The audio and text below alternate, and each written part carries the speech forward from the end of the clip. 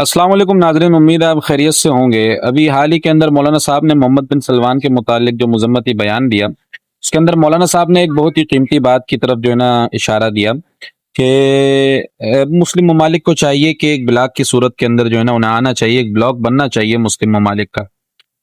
इसके अंदर बाज फातिरुल अक्ल लोग और बाज नाबालिग सियासतदान ये कह रहे हैं कि इस चीज़ की क्या ज़रूरत है, और बाज तो यहाँ तक कह रहे हैं कि इसकी बिल्कुल भी ज़रूरत नहीं है। मौलाना साहब के ऊपर मुख्तलिफ किस्म के एतराज़ात उठा रहे हैं जो उनकी मतलब के हमेशा से मामूल रहा है। ज़ाहिर है इंसान के चाहने वाले ना चाहने वाले दोनों मौजूद होते हैं।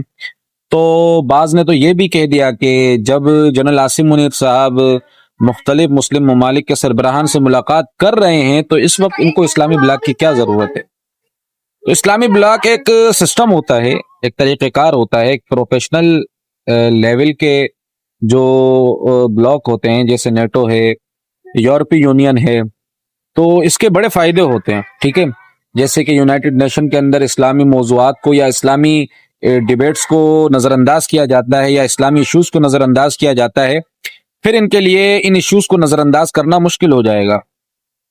बातिल क़ुव्वतों के ऊपर इन्हिसार कम हो जाएगा, अमेरिका के डॉलर पर इन्हिसार कम हो जाएगा, फिर एक करेंसी मुतारिफ कराई जा सकती है और मुस्लिम ममालिक आपस के अंदर उस करेंसी के तहत जो है ना ट्रेड कर सकते हैं।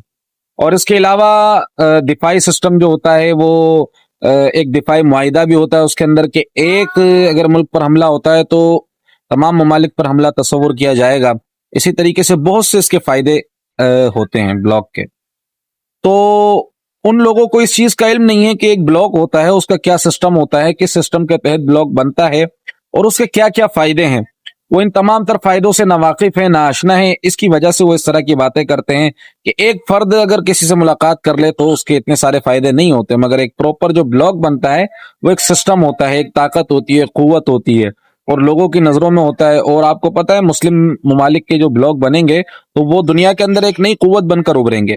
फिर आप देख लें कि इस वक्त जितने भी खित्ते बदअमनी का शिकार हैं, जिन खित्तों के अंदर खाना जंगी हो रही है, और वो सबसे ज्यादा मुस्लिम आबादी रखने वाले खित्ते हैं।